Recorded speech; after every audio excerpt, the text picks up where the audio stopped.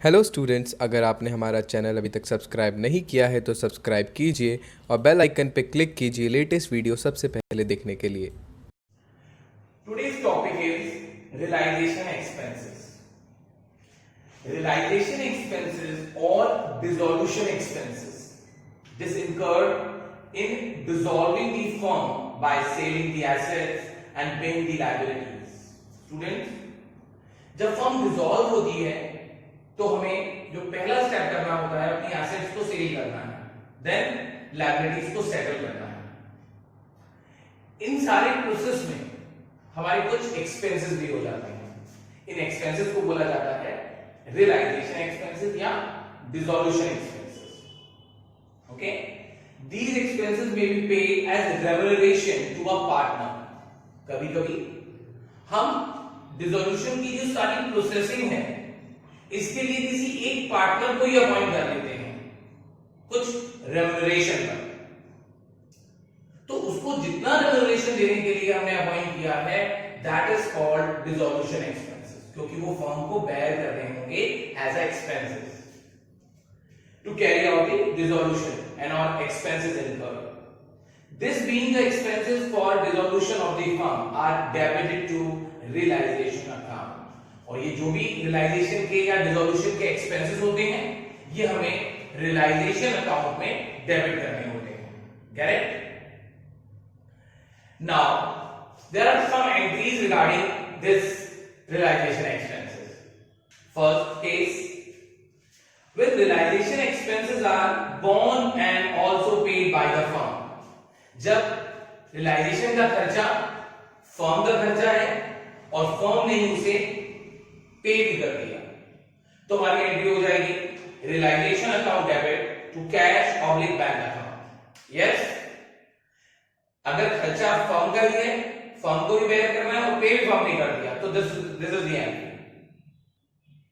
Second, when realisation expenses were to be borne by the firm but paid by the partner. Realisation का खर्चा expenses firm का expenses है, firm को उसे bear करना है, बोर्न करना है, but now it is paid by partner. In last case it was paid by firm itself, यहां पर पेड बाय पार्टनर। तो एंट्री हो जाएगी realisation account debit to partners capital account. Partner ने अपनी पॉकेट से जो भी पे कर दिया इसके लिए फर्म के बिहाफ में, तो उससे वो अपनी कैपिटल को क्रेडिट कर देंगे, उसकी कैपिटल इंक्रीज हो जाएगी उतने पार्ट से। Next case, when realisation expenses are borne and paid by same partner। अगर रियलाइजेशन का एक्सपेंसेस पार्टनर को बेयर करना है, ऐसी कंडीशन तब अराइज होती है जब हम किसी पार्टनर को एक सर्टेन रेम्यूनरेशन के लिए अपॉइंट कर लेते हैं और जो एक्चुअल एक्सपेंसेस होता है that is borne by partners, अब वो उसे बेयर करना होगा। तो यहां पर कोई एंट्री पास नहीं करनी है क्योंकि पार्टनर ने ही बेयर करना था और पार्टनर ने ही पे कर दिया, उसके लिए हमें कोई एंट्री पास नहीं करनी है क्योंकि ये फिर फर्म का खर्चा नहीं बनेगा। Next case, that is very important case, when any of the partner agree to carry out dissolution for an agreed remuneration including realisation expenses. यहां पार्टनर को अपॉइंट किया गया है एक सर्टेन एक अग्रीड रेम्यूनरेशन पर डिसॉल्यूशन की प्रोसेसिंग के लिए, और यहां जो भी एक्सपेंसेस होगा वो जो बेयर करना होगा वो फर्म को बेयर करना होगा, इसलिए रियलाइजेशन डेबिट होगा। यस, हम पार्टनर को ये एक्सपेंसेस कभी भी कैश में नहीं पे करेंगे, हम इसके लिए उसकी कैपिटल को इंक्रीज कर देंगे टू पार्टनर्स कैपिटल अकाउंट। यहां पर ये जो एक्चुअल एक्सपेंसेस आएंगे, एक तो रेम्यूनरेशन हो गया, उसके लिए एंट्री हो गई, जो एक्चुअल रियलाइजेशन एक्सपेंसेस आएंगे उसको भी पार्टनर ही बेयर करेगा, और अगर पार्टनर ही उसे पे करता है तो नो एंट्री, और अगर उसे फर्म पे करती है तो अगली एंट्री हम डिस्कस कर रहे हैं कि when realisation expenses are borne by a partner and paid by the firm. अगर रियलाइजेशन एक्सपेंसेस पार्टनर को बेयर करने थे, वो पार्टनर का एक्सपेंसेस था, पर अगर फर्म ने पे कर दिया तो एंट्री हो जाएगी concern partners capital account debit to cash और बैंक। पैसा फर्म में से गया, इसलिए कैश और बैंक को क्रेडिट कर देंगे, और ये पैसा हम किसके नाम पे डेबिट कर देंगे? उस पार्टनर के नाम से, क्योंकि उस पार्टनर को इसे बेयर करना था, ठीक, बॉन्ड करना था। So these are the entries, ठीक है। अब हम इसके लिए एक न्यूमेरिकल क्वेश्चन करेंगे। अब हम कुछ जनरल एंट्रीज करेंगे, जो भी हमने टॉपिक डिस्कस किया रियलाइजेशन एक्सपेंसेस का, उसके बिहार पर देयर आर सम ट्रांजैक्शंस, ठीक है। इसके लिए हम एंट्रीज करेंगे। Realisation expenses of ₹15,000। क्वेश्चन में अगर रियलाइजेशन एक्सपेंसेस दिया है तो बाय डिफॉल्ट ये फर्म को ही बेयर करना है, यस, और ऑब्वियस फर्म को ही पे करना है। Second, realization expenses ₹5,000 paid by a partner Tarun. That means this expenses should be bear by partner a firm. Okay, तो सेकंड एंट्री हमारी डिस्कस हो गई।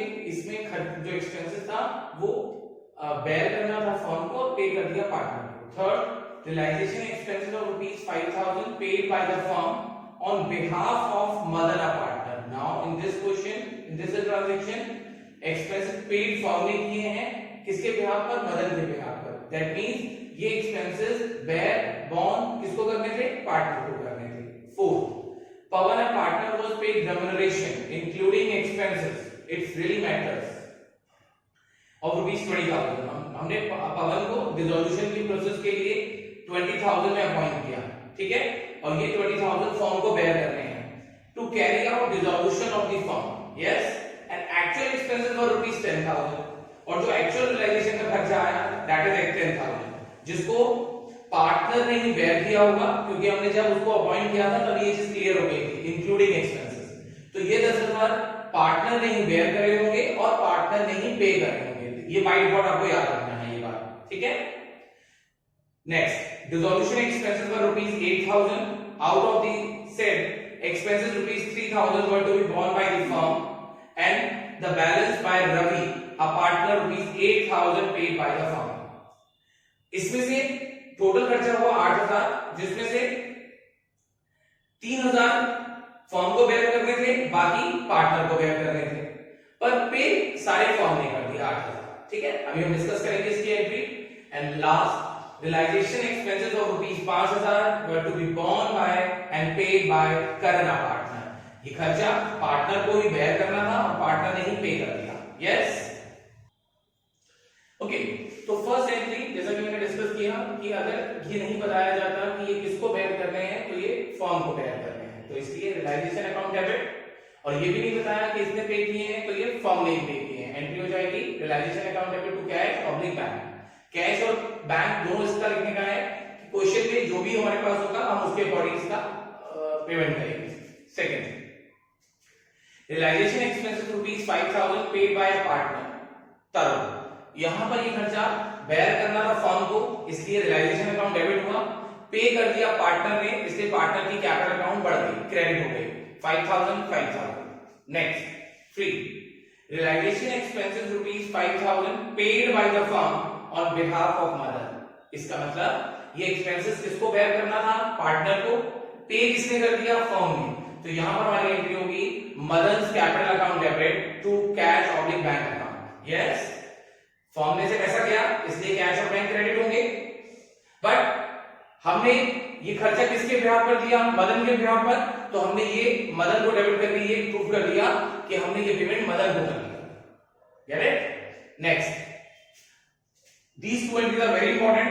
पवन एक पार्टनर है जिसको हमने 20,000 में अपॉइंट किया, इंक्लूडिंग एक्सपेंसेस, मतलब एक्चुअल एक्सपेंसेस जो भी आएंगे अब उसे पवन ही बेयर करेगा, और नहीं बताया किसने पे किया तो पे भी वही करेगा, ये 10,000। पर ये 20,000 जो हैं जिसमें हमने उसे अपॉइंट किया है ये फर्म बेयर करेगी। इसकी एंट्री होगी realisation account debit to Pawan's capital 2020। ये एक्सपेंसेस फर्म को बेयर करना था जितने के लिए हमने पवन को अपॉइंट किया, और पवन की कैपिटल को हमने बढ़ा दिया, क्योंकि यहां लिखा है इंक्लूडिंग एक्सपेंसेस। अब एक्चुअल एक्सपेंसेस पवन ही बेयर करेगा जो कि 10,000 है, और ये नहीं बताया किसने पे किया तो पवन ही उसे पे करेगा, उसके लिए हमें कोई एंट्री नहीं बनानी। नेक्स्ट, डिसोल्यूशन एक्सपेंसेस टोटल है 8,000, जिसमें से 3,000 फर्म को बेयर करने हैं, 5,000 पार्टनर को बेयर करने हैं, पर पे सब किसने कर दिए? फर्म ने। तो देखिए जो पार्टनर जो एक्सपेंसेस फर्म को बेयर करना था वो रियलाइजेशन एक्सपेंसेस के लिए रियलाइजेशन अकाउंट डेबिट हो गया 3,000, जो पार्टनर को बेयर करने थे बाकी बैलेंस 5,000, उसके लिए हमने रवि को डेबिट कर दिया। क्यों? क्योंकि सारा पेमेंट फर्म ने ही कराया था। यस, तो ये हमारी ये एंट्री और इस एंट्री का कॉम्बिनेशन है। ये वाली एंट्री हम चाहे तो इसे अलग अलग भी कर सकते थे। अब आते हैं लास्ट एंट्री पर, जिसमें रियलाइजेशन एक्सपेंसेस है 5,000 which is borne by a partner and paid by a partner. Correct. तो इसके लिए हमें कोई एंट्री नहीं बनानी, क्योंकि खर्चा बेयर भी पार्टनर को करना था और पे भी पार्टनर ने कर दिया। Okay, so this is the entries of this question. अब हम एक न्यूमेरिकल क्वेश्चन डिस्कस करेंगे रिगार्डिंग रियलाइजेशन अकाउंट, जो हमने अपनी लास्ट वीडियो में डिस्कस किया था डिस्कस बेस में। अब उसके बिहाफ पर हम एक पूरा क्वेश्चन डिस्कस करेंगे। ए और बी दो पार्टनर हैं जिनका प्रॉफिट शेयरिंग रेशियो है 4:1, जिनकी बैलेंस शीट गिवन है ये। ठीक, इस डेट पर 31 मार्च 2013 पे हमारी फर्म डिसॉल्व हो गई, और डिसॉल्व होने पर जो एडजस्टमेंट है, एडजस्टमेंट्स आर दीस। डिस्कस करते हैं कि जब फर्म डिसॉल्व हुई है तो जो ए है वो 40% स्टॉक ले गया 10% लेस वैल्यू पर, एंड रिमेनिंग स्टॉक हमने सेल कर दिया 40,000। फर्नीचर से हमें रियलाइज हुआ 80,000। ये जो हमारी एसेट्स हैं इनकी बात हो रही है। And unrecorded investment was sold for ₹20,000। This is unrecorded investment. And machinery sold at a loss of ₹60,000। Debtors realized ₹55,000, and there was an outstanding bill for repair for which ₹19,000 was paid. हमारा एक outstanding bill for repair था, that is not given in the liability list, वो हमें पे करना पड़ा। तो it is kind of unrecorded liability जो हमें पे करनी है। स्टूडेंट, यहां क्रेडिटर के बारे में कुछ भी मेंशन नहीं है। जैसा कि हमने डिस्कस किया था कि अगर किसी लायबिलिटी के बारे में कुछ भी मेंशन नहीं होता, दैट मींस हमें उसको पूरा पेमेंट करना होता है। यानी तो ये लायबिलिटी साइड में जो दिया हुआ है क्रेडिटर्स, ये हमें पूरा पे करना होगा। ठीक, अब हम इसको डिस्कस करते हैं रियलाइजेशन अकाउंट। ठीक है, okay, so this is the format of realisation account which we have discussed earlier, जो हम पहले डिस्कस कर चुके हैं। क्या स्टेप था हमारा? सबसे पहले हम अपनी एसेट्स को रियलाइजेशन अकाउंट के डेबिट में ट्रांसफर करेंगे। ठीक है, इसमें हमने क्या डिस्कस किया था कि कैश बैंक को ट्रांसफर नहीं करते हैं। तो आप देख सकते हैं यहां पर हमने डेटर्स को ट्रांसफर किया, स्टॉक को ट्रांसफर किया, फर्नीचर एंड मशीनरी, बैंक को ट्रांसफर नहीं किया।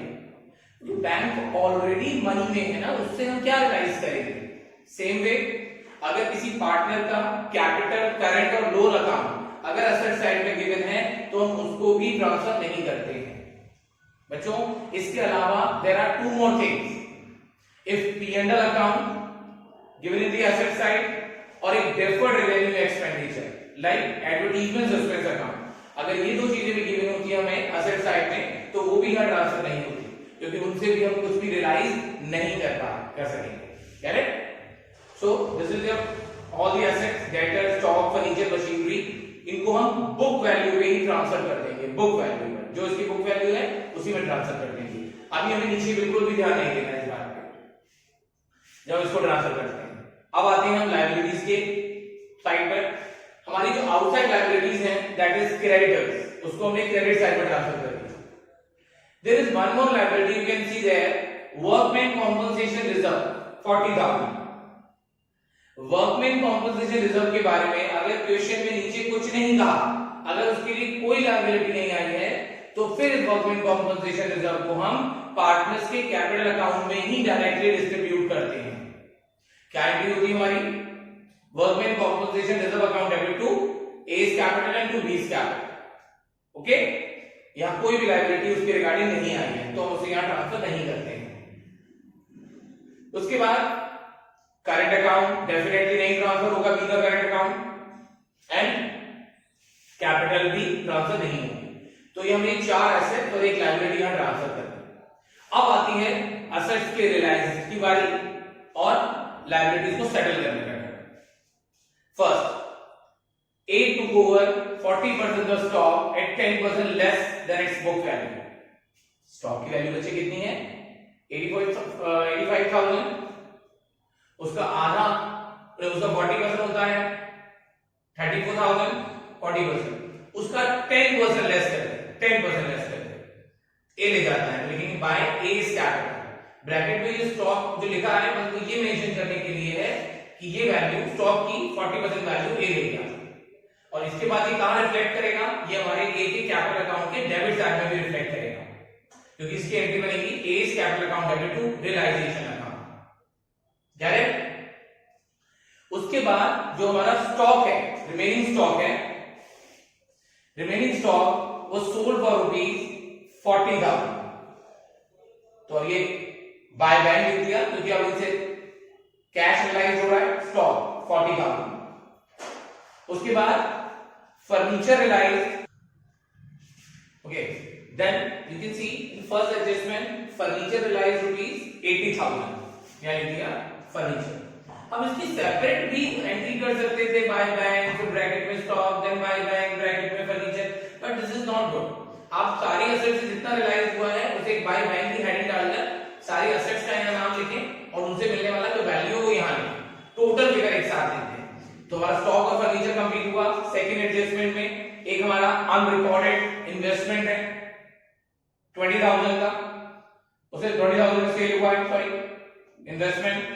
Then machinery sold at a loss of 60,000, that means machinery कितने की है? 1,30,000 की। तो 60,000 का लॉस पे रिसीव हुआ है, तो कितने का रिसीव हुआ है? 70,000 का। और डेटर से रियलाइज हमें कितना हुआ है? डेटर से रियलाइज हुआ है 55,000। या टोटल हमारी एसेट जो रियलाइज हुई है उनसे पैसा 2,65,000। एक एसेट पार्टनर ले गया था, मतलब उसका पार्टली अमाउंट, और बाकी एसेट हमारी 2,65,000 में सेल आउट हुई जिनसे पैसा आता है। इसके अगर मैं जनरल एंट्री बनानी होती तो बनती bank account debit to realisation account. Okay, तो हमने एसेट से पैसा रियलाइज कर लिया। हमारी ये जो क्रेडिटर्स लायबिलिटी है इसके बारे में कुछ भी मेंशन नहीं है, तो हम इसे एज इट इज पेमेंट कर देंगे टू बैंक अकाउंट या 45,000। अगर यही लायबिलिटी का पेमेंट अगर पार्टनर करता कोई तो हम उसका नाम लिख देते टू एज कैपिटल या बीस कैपिटल। ठीक है, अभी कुछ भी मेंशन नहीं है तो मैं एज इट इज पे करना होगा, फर्म ने पे किया। उसके बाद स्टूडेंट आप देख सकते हैं लास्ट एडजस्टमेंट दी हुई है एक अनरिकॉर्डेड लायबिलिटी की, जो ऑलरेडी बैलेंस शीट में गिवन नहीं है कहीं। देखिए दिस इज अनरिकॉर्डेड लायबिलिटी 19,000, जो फर्म को पे करनी पड़ी 19,000। यस, तो टोटल जो लायबिलिटी हमने पे किया है दैट इज ऑफ 64,000। ओके, अब आपको रफ में पहले टोटल लगाना होगा किस तरफ का ज्यादा है, क्योंकि यहां तो आपके पास क्वेश्चन में लिखा हुआ है कि लॉस है तो यहां का ज्यादा है, बट आपको रफ में टोटल लगाना होगा। यहाँ पे डेबिट साइड जाता है, दिस इज 4,39,000। उसमें से हमने ये तीन फिगर लेस कर दी, हमारा डिफरेंस आ गया 98,400। This is the loss on realisation. और ये लॉस कौन बेयर करेगा? कौन पे करेगा? इसको बेयर करेंगे पार्टनर्स अपने प्रॉफिट शेयरिंग रेशियो में, जो स्टार्टिंग में बोला है 4:1। हमने ये लॉस 4:1 में डिवाइड कर दिए। अब ये इसके बाद कहां रिफ्लेक्ट होंगे? ये पार्टनर्स के कैपिटल अकाउंट के डेबिट साइड में रिफ्लेक्ट होंगे। ठीक है, अभी हमने इसमें सिर्फ रियलाइजेशन अकाउंट डिस्कस किया है। ओके, नेक्स्ट वीडियो में हम लोग रियलाइजेशन अकाउंट और इसके फर्दर अकाउंट कौन से हैं? Loan account, partners capital account और बैंक अकाउंट। ठीक है, फिर हम उनके साथ एक क्वेश्चन डिस्कस करेंगे।